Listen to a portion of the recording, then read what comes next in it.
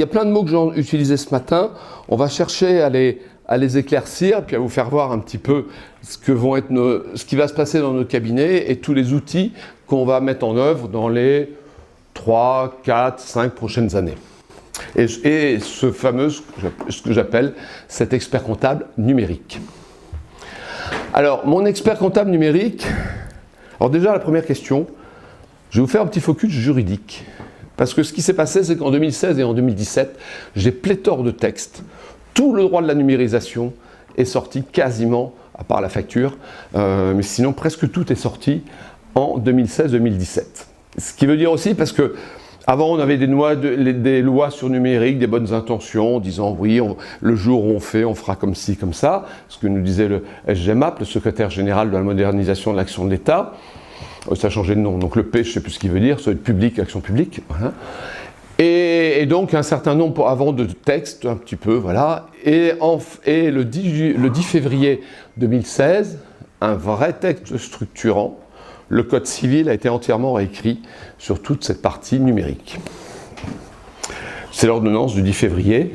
Alors je vous extrais quand même, parce que toute l'après-midi, je vais vous parler du 1366, du 1367, du scellement de la signature de documents. Et donc, il y a cette base légale, parce que moi je sais très bien, quand je parle à des experts comptables, la plupart du temps, ils me disent « T'es bien gentil, Jean, avec toutes tes histoires, mais est-ce que tout ça, c'est légal? Est-ce que mon document électronique, il a une force probante? C'est-à-dire, est-ce que je peux le présenter en justice ?» Donc oui, c'est fait avec les 2 articles. Alors j'en ai un 3e, j'ai une nouveauté derrière.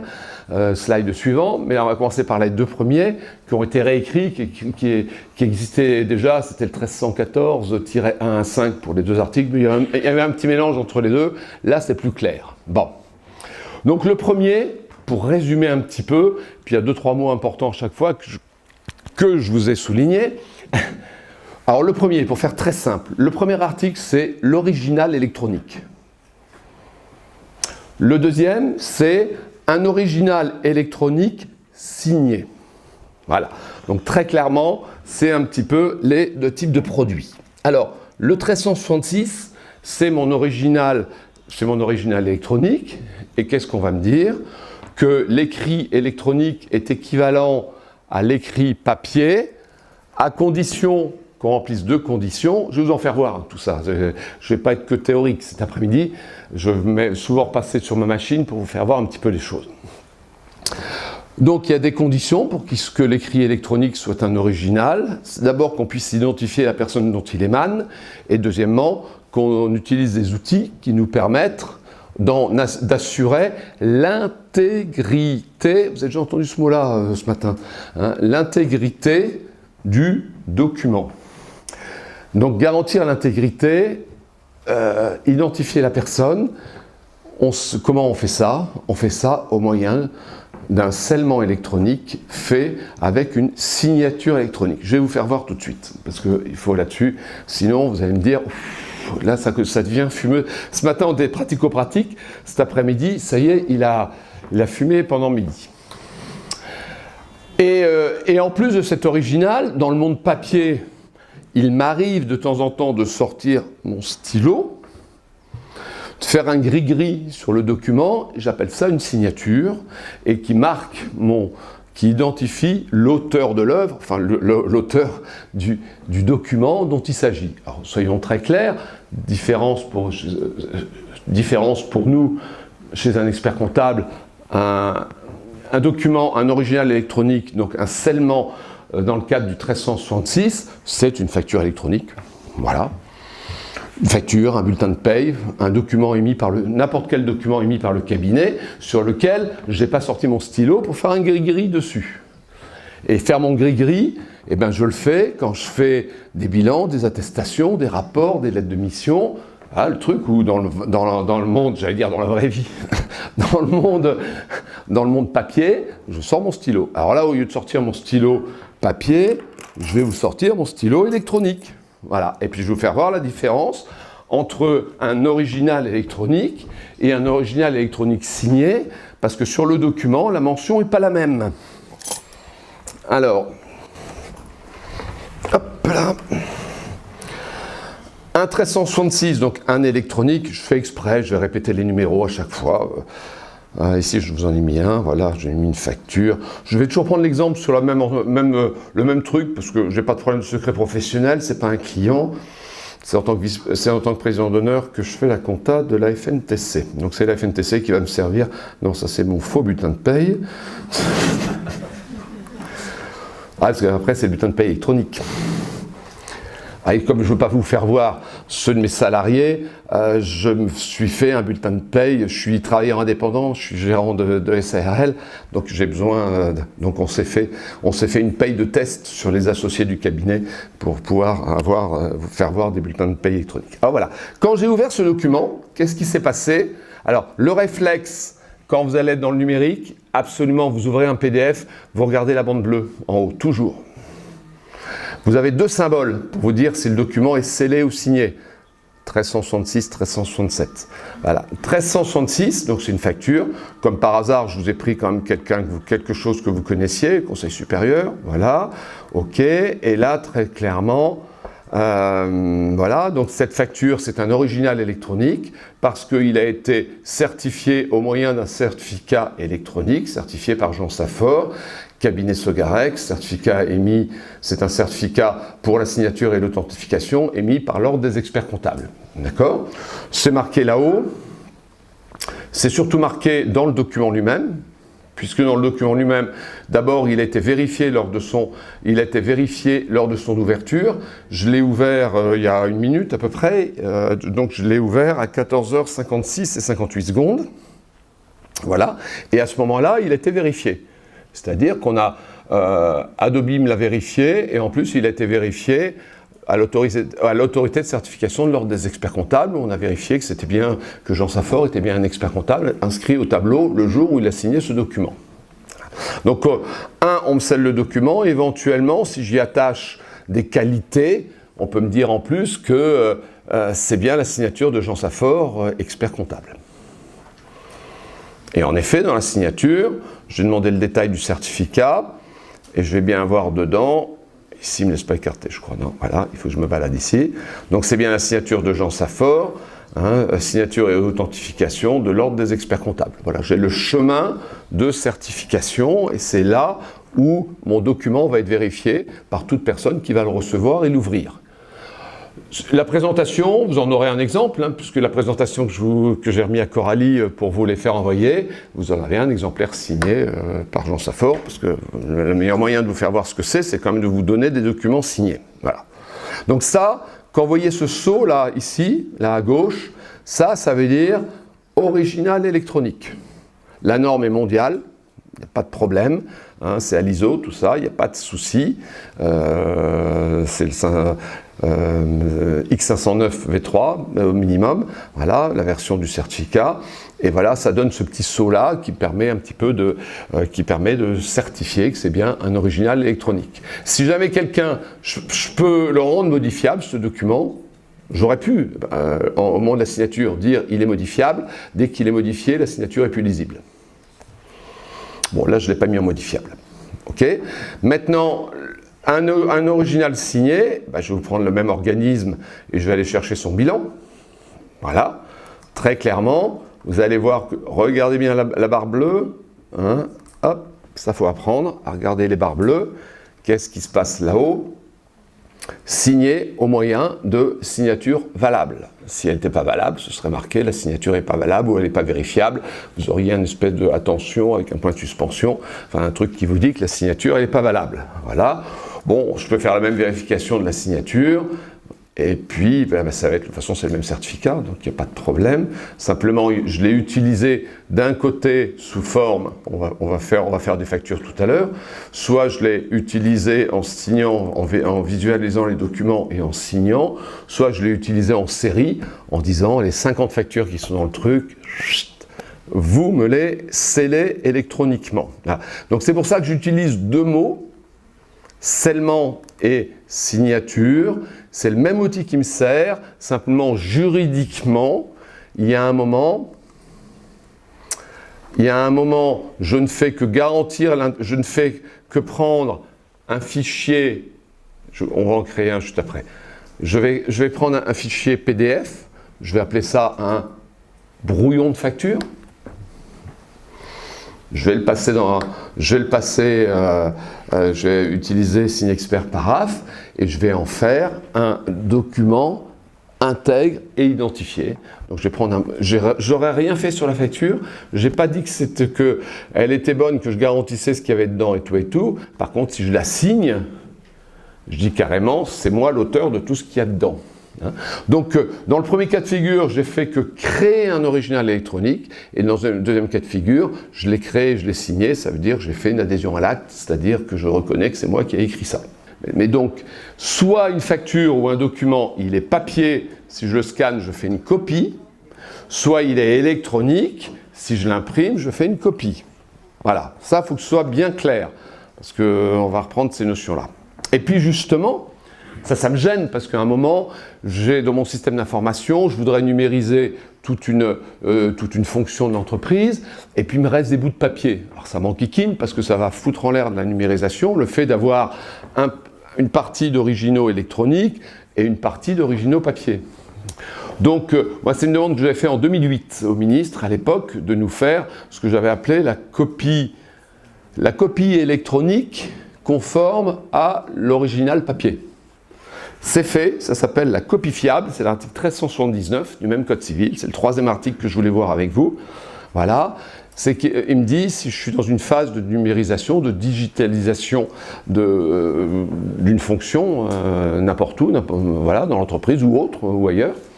Voilà, je peux très bien prendre ce que vous m'avez dit, un original papier, je le scanne et je veux lui donner une valeur probante identique à l'original papier.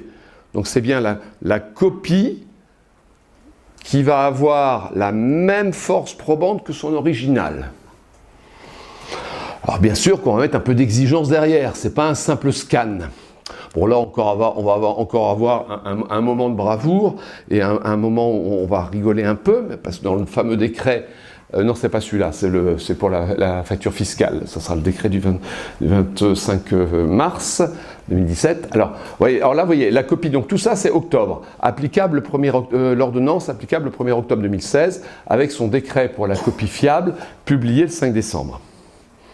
Donc là, grosso modo, je suis en train de faire une copie, scanner un document, je vais appliquer un système, vous allez voir dans le décret derrière, c'est à peu près la même chose que de créer un original électronique, on va avoir le même niveau d'exigence, et là carrément, ma copie électronique fiable a la même force probante, c'est toujours le même mot, c'est-à-dire la même valeur juridique, et je pourrais même déchirer l'original papier et garder la copie fiable électronique à la place.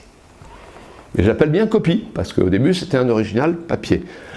Alors vous allez me dire, dans le quotidien, c'est pas nécessairement, ça change pas nécessairement grand chose. Le jour où on va en justice, oui, ça change quand même. Puis le jour où l'administration fiscale va commencer à vérifier mes factures, il va se poser la question, c'est quoi l'original? Et on va le voir derrière dans la facture. Voilà. Donc ça c'est important. C'est important, et puis, donc quelques jours après, puisque le décret sur la copie fiable du Code civil a été publié le 5 décembre, quelques jours après, le 29 décembre 2016, la loi de finances nous sort l'équivalent de la copie fiable, c'est-à-dire la copie fiable des factures papier. Et donc nous dit que lorsque les pièces et les documents sont établis sur support papier, on peut les passer sur support numérique,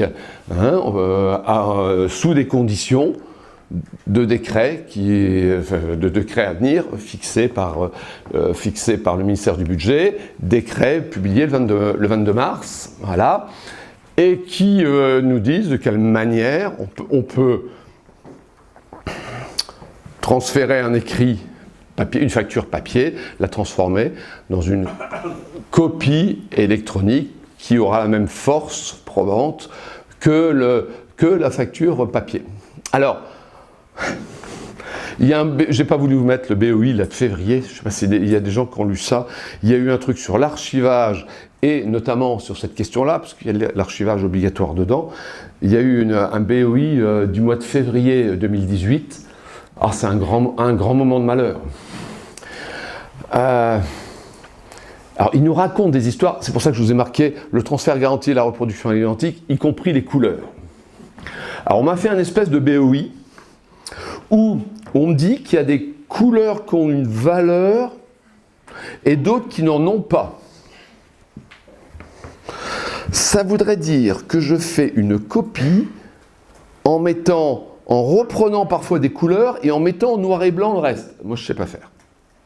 Soit je fais une copie couleur, soit je fais une copie noir et blanc. Mais me dire que parfois je reprends les couleurs, parfois je ne les reprends pas, là je pense que c'est vraiment eux qui ont fumé la moquette là. Mais vous voyez, parce que je ne comprends pas. Voilà. Donc là il y a un BOI à lire, je ne vais pas oser vous le mettre tellement il était aberrant et qu'il mélange tout. Mais voilà, donc sur les choses comme ça qu'ils ne connaissent pas bien de temps en temps, donc il faut être clair, on ne se pose pas de questions. Est-ce qu'il faut faire en noir et blanc, en couleur? Si je veux faire la copie d'une facture qui était en couleur, je la fais en couleur. Voilà. Si elle était en noir et blanc, je la fais toujours pareil, en couleur, ça fera du noir et blanc. Voilà. Donc je fais la même. Voilà. Donc ne se posons pas 50 000 questions et relisons pas les 10 pages qui nous laissent à réfléchir et qui nous grattent la tête. Voilà. Et par contre, dans les conditions, il faut bien sûr que la reproduction soit identique, c'est-à-dire il faut qu'il y ait le logo, il faut qu'il y ait, voilà, il faut que la facture, on a l'impression que le PDF, enfin la pièce scannée et puis le truc, on voit la même chose, quoi. Voilà. Bon. Derrière, on fera un archivage, on dit qu'il pourra être fait par un tiers, ça veut donc dire qu'il faut faire obligatoirement un archivage, voilà. Et ensuite, on va nous dire que ces factures numériques doivent être sous format PDF ou PDF-A, on en reparlera tout à l'heure du PDF-A, et sécurisé par un cachet serveur ou par un eurodatage, voilà. Donc très clairement, ça veut dire scellement partout, voilà. Donc quasiment, on est dans les mêmes conditions que la génération d'un original électronique, article 1366. Voilà. Donc on est très proche sur les technos. Simplement ici on me dit en plus qu'il y a une obligation d'archiver, mais ce serait débile de toute façon de ne pas archiver, on va finir par l'archivage, ce serait débile de ne pas archiver un document parce que c'est un original. Donc ça c'est la base légale. Une autre base légale, c'est la signature, l'identité européenne. Donc depuis le 1er juillet 2016, on a l'application du règlement européen IDAS, donc, qui fournit à tous les Européens, qui reconnaît l'identification numérique, la signature, le redatage, le recommandé électronique, l'authentification. Vous voyez, tout ça, ça arrive en même temps. Hein, donc autant, il y a 3-4 ans, je vous disais, ouais, ça va venir, ça arrive, c'est presque prêt. Là, j'ai toute la base légale qui est arrivée. Alors, ce règlement européen, il va quand même me dire, attention, l'identification électronique, il ne faut pas se tromper. Hein, suivant l'endroit où je vais, j'ai besoin de me faire authentifier. Il y a des sites, c'est juste dire qui je suis. D'autres sites, il faut quand même qu'on vérifie mon identité. Puis d'autres sites, si je manipule les fonds et tout, on va me demander une sécurité un petit peu plus forte. Donc en effet, ce règlement européen va prévoir des niveaux d'identification entre les niveaux faibles, substantiels et élevés. Alors, je vais vous donner un exemple, parce que ça s'est appliqué dans le droit français, dans la mise en place en France. Et on a pour la sphère publique, alors il y a un paquet de décrets qui sortent régulièrement, qui autorisent une administration à aller chercher des informations chez une autre administration, et je vais vous le faire voir tout de suite, puisqu'on nous a créé une fédération d'identité qu'on appelle France Connect. Alors, c'est quoi France Connect? Je vous l'explique et surtout je vous le fais voir. France Connect, oui, je voulais appeler Fédération d'identité, ça veut dire quoi? J'ai des identités numériques qui sont connues à plusieurs endroits. J'ai une carte Sésame Vital. Nous, en général, vous n'allez pas me dire que vous n'avez pas une identité numérique chez impôt.gouv. Vous êtes connu, hein, vous avez un numéro, un mot de passe, c'est une identité. Voilà, il y en a d'autres à la poste, voilà. Et donc on va vous dire, attendez, à chaque fois que vous avez besoin d'aller sur un site web, plutôt que de remettre un nouveau login et un nouveau mot de passe, et en plus ils sont parfois de niveau faible parce qu'on n'a pas vérifié l'identité exacte, est-ce que vous voulez pas utiliser une identité qu'on connaît déjà et qui elle est vérifiée et on sait bien qui c'est derrière? Alors on va essayer. Donc je veux aller voir Ouais, j'ai deux sites sur lesquels il m'arrive d'aller. Le premier, il est désagréable, puisque c'est le nombre de points qui me reste sur mon permis. Je ne vais pas me faire du mal aujourd'hui. Voilà, donc je préfère aller sur un autre site. Il marche avec les... Alors, un site en plus professionnel qui va vous servir pas mal. Est-ce que vous vous servez pour vos clients ou pour vous-même? Enfin, ça dépend. Là, je ne parle pas aux jeunes, hein, je parle aux gens de ma génération. Est-ce que vos bilans de retraite, vous commencez à regarder un petit peu ce qui se passe? Voilà, ou est-ce que vous regardez pour vos clients? Et comme ça, j'englobe tout le monde. Hein. Bon, eh bien, il y a un site qui est vachement bien foutu, où je veux en venir, Info Retraite. Voilà. Qu'est-ce qui se passe sur Info Retraite? Voilà. Ben, je vais dire, voilà, j'ai un compte Info Retraite, parce que je commence à regarder ces questions-là. Puis on commence à me dire, au fait, tu prends quand ta retraite? Des sujets, on n'est pas toujours prêt à ces questions-là, donc c'est parfois difficile. Et quand je rentre, on me dit, mais est-ce que vous connaissez France Connect? Est-ce que vous voulez ouvrir votre compte et puis vous prenez votre login mot de passe et vous vous débrouillez pour garder tout ça? Je vais dire, non, moi j'ai une identité avec France Connect, c'est-à-dire je vais me servir d'une identité que je connais bien, surtout en ce moment. Il m'arrive d'aller un peu sur info.gouv en ce moment, voilà. Donc ici, carrément, vous voyez, je suis sur le site d'info.gouv. Donc je suis allé sur Info Retraite qui m'a dit, attendez, vous me dites qu'on peut vous identifier chez info.gouv, donc on va sur info.gouv. Voilà. Non, celui-là, c'est pas moi. Moi, ça commence par 07. Ouais, j'ai toute la famille, hein. Voilà, mais le mien, je sais, je suis le seul qui commence par 07, c'est super, comme ça évite de me tromper. Je ne suis pas obligé de me retenir mon numéro fiscal par cœur. Bon, mon mot de passe, c'est bizarre, celui-là, je le connais. J'ai pas besoin d'avoir un truc qui me reconnaît, voilà, d'aller le noter sur un bout de papier ou autre. Je sais pas pourquoi, mais celui-là, je le connais. Voilà, ça y est, j'ai été reconnu. Bienvenue Jean-Francis Saffort, je passe l'année de naissance et on continue sur le compte retraite. Voilà. Donc là, je vais demander la reconstitution de ma carrière. Voilà, mon relevé de carrière. Ok. Bon, je l'ai tiré avant-hier, parce que j'étais en formation avant-hier. Voilà. Donc je vais demander ce qu'il me le refasse. Je ne veux pas le relancer, voilà, mais je vais demander simplement qu'il me le donne. Et puis, ils sont en train de me télécharger. Voilà, ils sont en train de me télécharger mon relevé de carrière. Alors, on découvre toujours des trucs, c'est amusant. Bon, j'ai été salarié jusqu'en 94, voilà, ça c'est bon. Ensuite, j'ai deux heures la mondiale. Ah oui, j'avais un article 83. Ok, puis après j'ai eu un article 62, voilà, 62, 212. L'IRCANTEC, ah oui, celui-là, ça m'a rappelé un mauvais souvenir.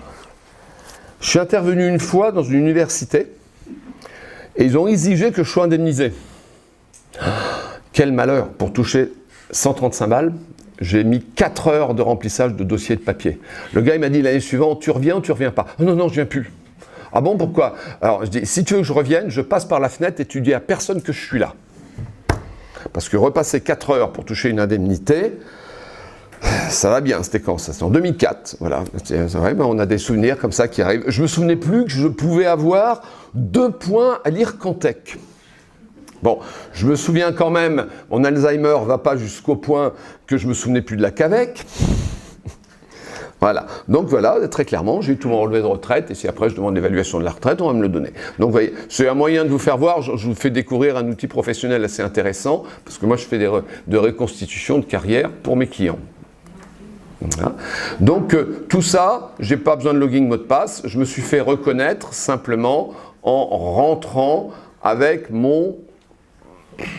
une authentification que je connaissais déjà ailleurs, c'est ça France Connect. Alors je vais même aller un tout petit peu plus loin dans France Connect, parce que dans la pratique, qu'est-ce qui s'est passé? Donc je voulais rentrer sur le site d'Info Retraite, voilà. fournisseur de services. Il m'a demandé de m'identifier. Je lui ai dit, je ne vais pas me fatiguer à retenir un nouveau login mot de passe. Donc, allez chercher un que je connais déjà. Allez sur impôts.gouv. Je vous autorise à le faire. Ah oui, j'ai un mail derrière qui m'a dit, quelqu'un s'est connecté avec votre login mot de passe. Donc, si j'ouvre ma boîte mail, on va me signaler que quelqu'un s'est servi pour aller sur info. On va me dire sur quel site. On va me dire, vous avez autorisé à ce qu'on le fasse, mais on vous rapporte quand même que quelqu'un l'a utilisé au cas où ce ne serait pas vous. Si ce n'est pas vous, vous nous le dites, on virera l'identification. Donc, niveau d'authentification, fixé niveau bas, moyen ou élevé, suivant le besoin. Là, c'est un niveau substantiel. Voilà.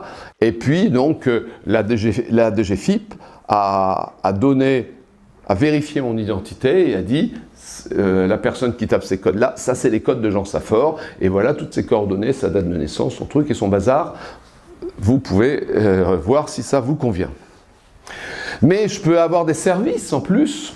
Alors je vais vous prendre un exemple. Je veux inscrire mon petit dernier, Nicolas, à la cantine de la commune. Voilà, il est dans le primaire.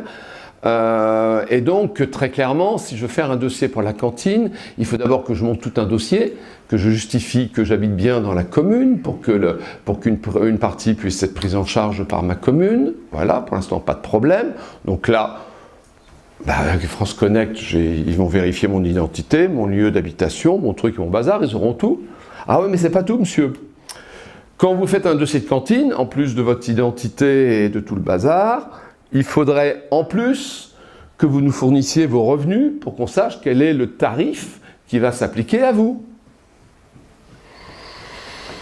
Est-ce que vous nous amenez la copie de votre rôle, votre truc et votre bazar, ou est-ce que vous nous autorisez à aller chercher l'information aux impôts?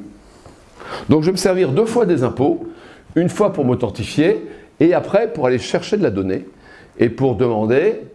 On me demande mon consentement, bien sûr. À chaque fois, on me dit, voilà, vous avez bien vu, vous êtes sur France Connect, vous optez, c'est bien vous, ok, on y va, et vous êtes d'accord pour qu'on continue après. Bon, donc là, ils me redemandent, non seulement ils m'ont identifié sur les sites de ma commune, mais en plus, après, ils sont allés carrément chercher l'information et chercher mon revenu imposable et donc en 2 minutes, alors qu'avant il me fallait 3 semaines, en 2 minutes, j'ai monté mon dossier de cantine, on m'a appliqué mon tarif et mon gamin, il est inscrit à la cantine.